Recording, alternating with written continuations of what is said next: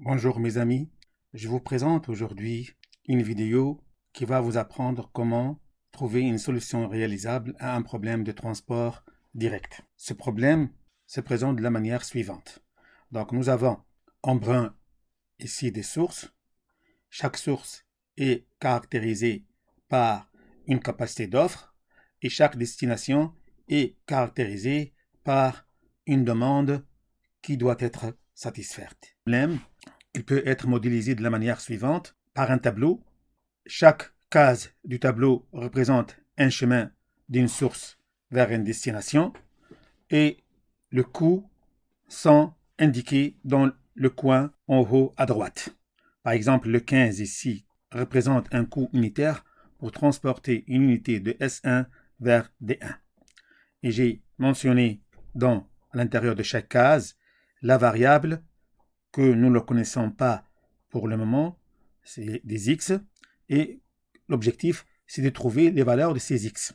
Donc la méthode consiste à chercher le coût minimum dans le tableau et utiliser le chemin au maximum.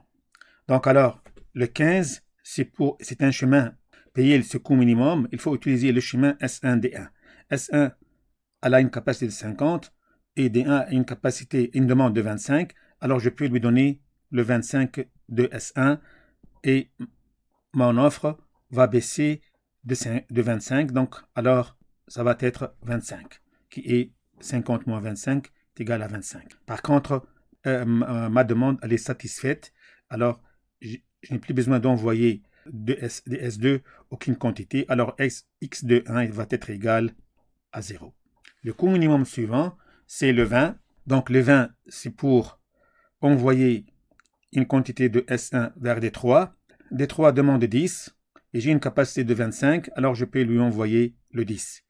Et à ce moment-là, ma capacité va baisser de 25 moins 10, ça va être 15. Et ma demande ici, elle est satisfaite et l'x de 3 va être égal à 0. Autrement dit, je n'ai plus besoin d'envoyer une quantité de S2 vers D3. Le coût minimum suivant, c'est le 30. Le 30, alors j'ai une capacité d'offre de S1 est égale à 15 et j'ai une demande de 45, alors je ne peux lui envoyer que 15. Et toute la capacité est utilisée. Donc D2 va avoir encore besoin de 45 moins 15, c'est 30. Et je peux lui envoyer ça de S2 puisque j'ai une capacité de 30. Donc voilà, j'ai résolu le problème en trouvant une bonne solution réalisable. Une solution réalisable qui satisfasse les sources, ça veut dire satisfasse les contraintes des sources, ça veut dire on ne peut pas dépasser la capacité de l'offre et on satisfasse aussi les demandes de chaque destination. Donc alors, on va vers vérification rapide.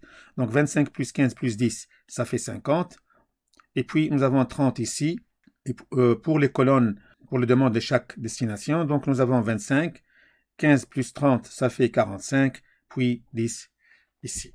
Donc le problème est résolu. Donc nous avons une bonne solution réalisable, mais son optimalité n'est pas garantie. Si vous voulez vérifier si elle est optimale ou non, il faut résoudre le problème avec un logiciel tel que Lendo ou Excel. Alors, quel est le coût de ce programme de production? Donc il faut multiplier les x qui sont trouvés. Donc par exemple, ici, 15 fois 25, plus 30 fois 15, plus 20 fois 10, plus 40 fois 30, qui va donner 2225. J'ai fini. Alors, je souhaite que cette vidéo va vous aider dans vos études et à la prochaine.